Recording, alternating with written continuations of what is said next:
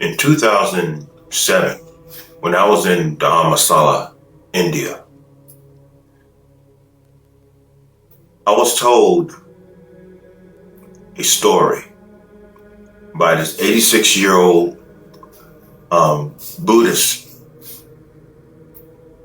Indian, East Indian older gentleman who just so happened to be a Buddhist.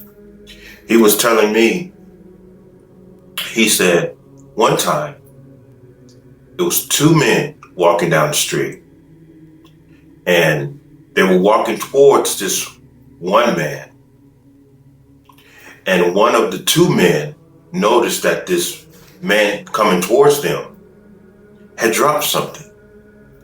And instead of them telling him, "Sir, you dropped something," they allowed this man to continue to come towards them. And so after they got to what they noticed he dropped, one of the men picked up the thing that he dropped, and he realized that he recognized it as the truth. And so the other man who was walking with him, he said, "What is that?" He said, "This is the truth." He dropped the truth. He said, "Well, you should let him know what he dropped." He said, "No, I'm not going to do that." He said, so they started celebrating. "Well, we have the truth. We have the truth now. Now we can tell the rest of the world." The other guy who didn't find the truth, he said, "Let me have it." And he gave it to his partner, his friend. I don't want things to get confused. So he's the one who actually found it. He said, "Hey, it's good that we found the truth. Let's tell the rest of the world." The guy who he shared this information with, he said, "No, we have to do something first." And the man who found the truth said, "What is that?" He said, "We have to organize it. We must first organize it." Not too long ago, I made a video in reference to that story. I bring that up because I attended a meeting today that Brother Walter, the young upcoming minister that I know, he asked me to attend. And one of these days, I'm going to learn how to say no to a pastor's meeting. One of these days, I'm going to have the strength to do that. However, it seems that I'm too concerned about how people are going to feel when I reject an invitation. So at this particular pastor's meeting, we all were talking about the book of Genesis. And one of the pastors had mentioned what is called the beginning in the book of Genesis. And as they were moving forward and they got to that area of where it talks about the tree of the knowledge of good and evil, and I interjected, I'm like, so the book, the knowledge of good and evil was present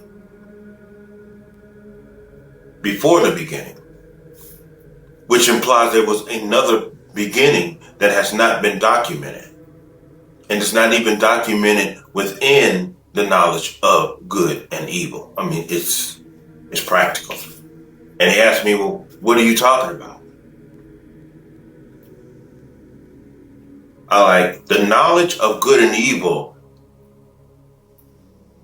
this constitution of information that opposes one another, because you have good and you have evil, this implies a historical account on the planet of where there was a beginning before the beginning. And this is the proof that there was a beginning before what the book of Genesis implies. In the beginning, God created the heavens and the earth. And the earth was void and without form. and darkness was upon the face of the deep? Or are we talking about the same beginning that I'm saying is before what the Bible documents as the beginning? Or does that go in tandem? Is this the same beginning that the knowledge of good and evil come from? Where did this information come from? Everyone in the meeting started looking at me with angry faces. And I'm like, I mean, if you're gonna dig deep. What's the point? This is a constitution of information that implies that there was a historical account of a civilization that existed on this earth that God obviously wiped out. However, this information was left behind as an example of an information that this new beginning that the Bible talks about, where it involves Adam and Eve.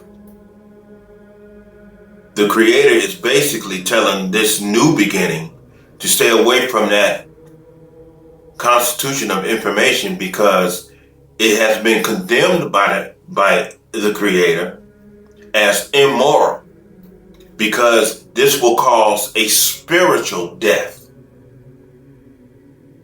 It's going to cause a spiritual death. So they say, well, what are you talking about? And I boldly told them, this is what I'm talking about. They said, well, what is the knowledge of good and evil to your understanding? I said, religion. Because that's all religion talks about, what is good and what is evil. And what is good and what is evil is basically a point of view, and point of views don't do anything but separate humanity. It separates humanity, which is all religion has done, which is which is going on this very moment, right here in this room. And this is the reason why Yeshua said you must be born again in the spirit. The knowledge of good and evil does not imply spirituality. It implies a time of where there was a humanity on earth in which became inhumane. There's a recorded history that has not, that there is a historical account that has been hidden from all of us. That the Creator did not want us to take part in it because it was going to cause us spiritual death. And that's all religion has done. And when Adam and Eve put themselves in the position to accumulate this information, it didn't do anything but separate mankind and cause a spiritual death in mankind, which all religions have done. Of course, I was looked upon again as a demagogue, or a man who don't know what he's talking about, a man who was delusional, a man who was crazy. But at the same time, look at the results of what's going on in the world. Look at the results of what's transpiring this very moment.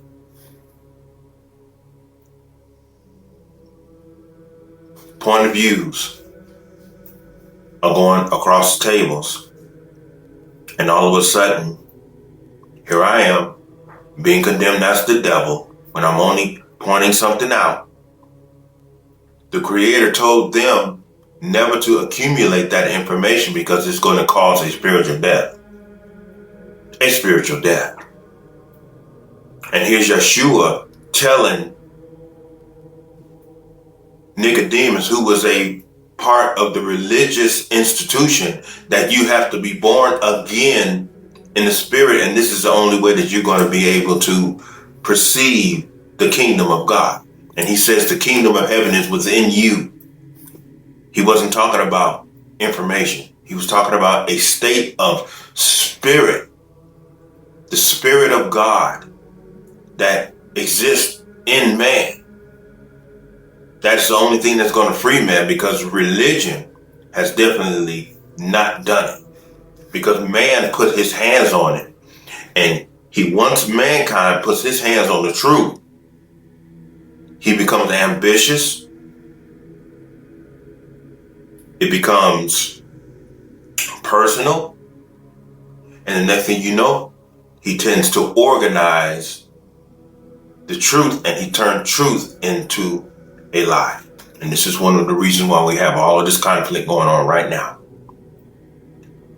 Now, if I'm lying, I ask them, tell me, where did this knowledge of good and evil come from? Where did it come from? This is recorded information that was unfortunately left on this planet, that the Creator told them, stay away from that. Don't eat of that, and therefore don't consume that information. Why did the Creator allow that information to be contained and left upon this planet? The Creator says, stay away from that. But they didn't. They didn't obey. I'm going to bring up a movie, The Devil's Advocate. Now, with Al Pacino. Now, when a lot of people see this movie, The Devil's Advocate, when this character was talking to his son, and he says, God is a prankster. He said, think about it. See, think about it. Talking about information. He gives man instincts.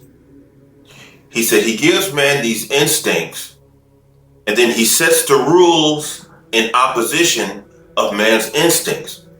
He says it's the goof of all time, religion. Look, but don't touch. Touch, but don't taste. Taste, but don't swallow. And then he laughs.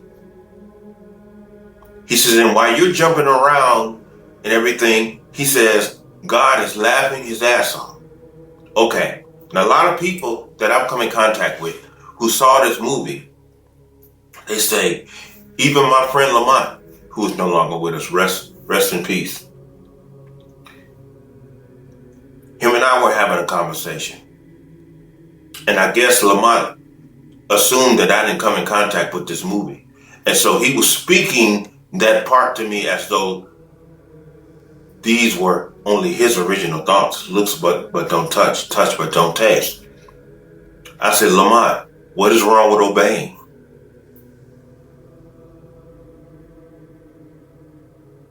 The Creator just simply wanted them to obey. What is wrong with obeying? Be obedient. What's wrong with obeying? Look, but don't touch. Can you do that? Now, of course, in this movie, this is coming from someone who is said is the devil. Of course, there's going to be something wrong with obeying when it's coming from the father of rebellion. There's going to be something wrong with it. Look, but don't touch. Touch, but don't taste. Taste, but don't swallow. Of course, this is going to, this person is going to perceive that as something wrong with that. But Yeshua had also said, whatever the Father tells me to do, I do. Whatever the Father tells me to do, I do. Whatever the Father tells me to do, vacuum, I do. Within that vacuum, there's no knowledge, and therefore there's no questioning, there's no opposition, there's no thinking about it. He just does it. He obeys.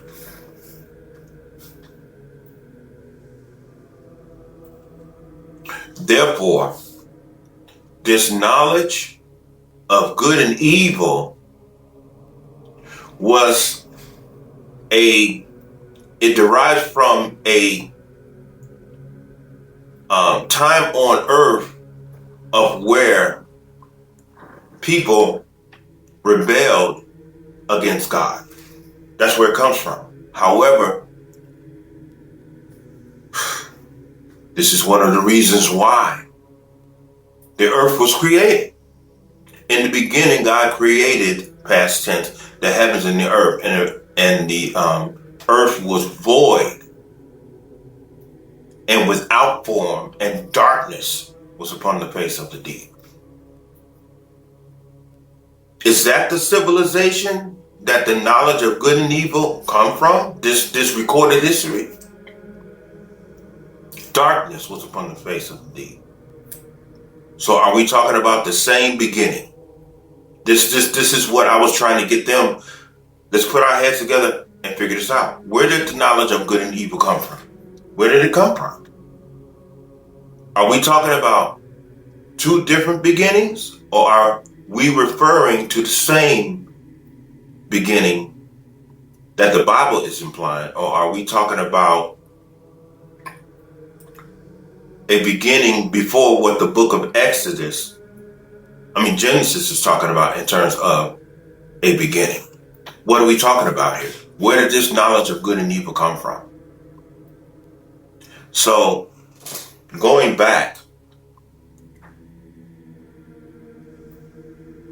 to just look but don't touch but don't taste but don't swallow. A lot of people say, yeah, that's right. No, that's not right. Why is it that it is something wrong with obeying? Just be obedient. Look, but don't touch. Okay. I observe, but I don't touch. You see that every day, especially on the economic system. You see a very attractive woman. You look, but the law says you can't touch her. You obey the system because you know the consequences of that action. Touch, but don't taste. Why can't you just obey that? Taste, but don't swallow. How many of you swallow your gum after you get through chewing it? So, obviously, there was a so-called civilization on earth that rebelled against God.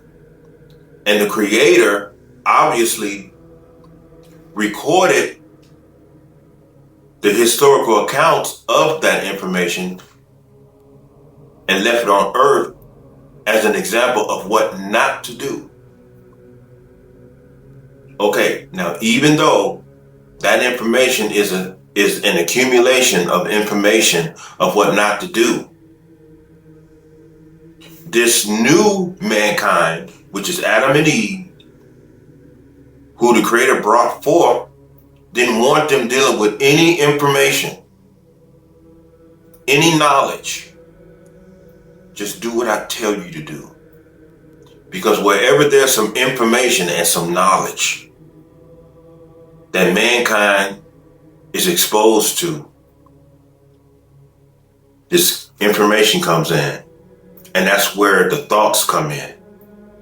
And when those thoughts come, then this is where the thinking comes in. And this is where the point of views come in. My point of view, this point of view, the duality. And eventually this is where the disobedience derives from. For some reason, these pastors, they just couldn't grasp it. So one pastor asked me, he said, so basically what you're saying is information is bad? I'm like, that's obvious. It's obvious that information in which opposes one another, because it's a dual information of good and evil, it means there's a dual involved. When mankind gives himself to that, it causes conflict because man has his point of views of what is good and what is evil to him individually. And so this is the effects of the knowledge of good and evil. It's telling you what caused the civilization before the current civilization to fall spiritually. That's my only point. Why is it so hard for people to understand that? What is the problem? What is the problem? Religion, politics. Look at the state of the world this day in terms of religion and politics. And why is it that religion has always gone in tandem with the political world? Because both areas of information is destructive and therefore self-destructive. Self-destructive. Destructive for humanity, and therefore when it's accumulated, it has a self-destructive effect on the human being, therefore spiritual death. Why is it so, I don't understand why is it so hard for people to understand this. And so I'm pretty certain that I left something out, but as we were leaving, I just told Brother Walter in a very respectable and kind way, Brother Walter, can you do me a favor? He said, sure, brother, anything. And I'm like, can you not invite me to any more pastors' meetings? Because it reminds me of what I went through back in the 90s. I'm just trying to just live peacefully, you know. Now, what exhausts me, and I told a brother not too long ago, what exhausts me is when I was doing these debates at UNLV up here, a lot of professors used to give me books to take home and read because they wanted to see my point of view of it. And it just seems like no matter who I come in contact with, people are always asking me my point of view, which gets very exhausting. And so you have to take these books home, you have to read things that you have absolutely no interest in. And then you have to come back and give people your analysis on a subject that you are not interested in. And that becomes intellectually and mentally exhausting. You know, and I was telling a brother not too long ago, it makes me feel as though my mind doesn't even belong to me anymore. It belongs to everyone else. And he said, I understand. I said, now if you and I, if you want to have a meeting between us, I said, you know I'm always in your corner when it comes to that. But these pastors right now, no, I would rather not. I said, because what you just saw is the effects of the knowledge of good and evil. Conflict and disorder. And if you look around the world this day, the biggest curse upon mankind is the accumulation of information that has been, or the accumulation of information after man has poisoned it with his intention to organize it. It's just that simple. It's right in front of your face. This is the reason why you have knowledge and you have the truth. This is why you have beliefs and you have facts. That's why when people ask me, David, do you believe that Yeshua rose from the grave physically? And I tell them, I don't know if he did or not because I wasn't there. I said, anything that I'm left to believe, I discarded. I said, now if I was there and I saw this, I wouldn't have to believe it. I would be able to tell you that's a fact. That happened. Because I was there. Now, if I tell you that and you were not present, then you are going to be the one that's left to believe it. You're the one left to believe because you wasn't there. You have to go on believing what I told you happened is indeed a fact. That's the difference. So when a lot of people ask me, out of all of the disciples, which one would you have been? And hands down, Doubting Thomas, who ended up being his closest disciple. Check out the book of Thomas. The book of Thomas tells you that Thomas, Yeshua had called Thomas his twin because Yeshua had the truth. Yeshua knew. And Thomas ended up knowing because he stopped believing. No, you got to show me. I'm one of those people to where if I'm left to believe something, you can go somewhere with that. Now, if you can show me that this actually happened, then actually you can't show me that anything actually happened past tense. I would actually have to be there to see this. I'm interested in the facts. The facts only. Only. So basically, no, I don't believe that. Due to the fact that I'm left to believe it. I'm not going to say that that's a fact because I wasn't there to see this. As I explained. Now you can do with that whatever you want. You can do with that whatever you want. But the whole thing is that accumulated knowledge that was left in the Garden of Eden represents a historical account that the Bible does not talk about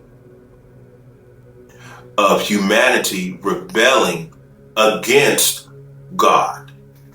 That's why the generation, or you might as well say mankind, which represents, or humanity, which represents Adam and Eve, the Creator didn't want them coming in any contact with that constitution of information because all God wanted this generation to do is just obey. Just obey. Just do what I tell you to do. Just do what I tell you to do. And this is the reason why Yeshua had to be the example of what to do and what not to do in human form. Now, if any of you have a problem with this, just leave a comment.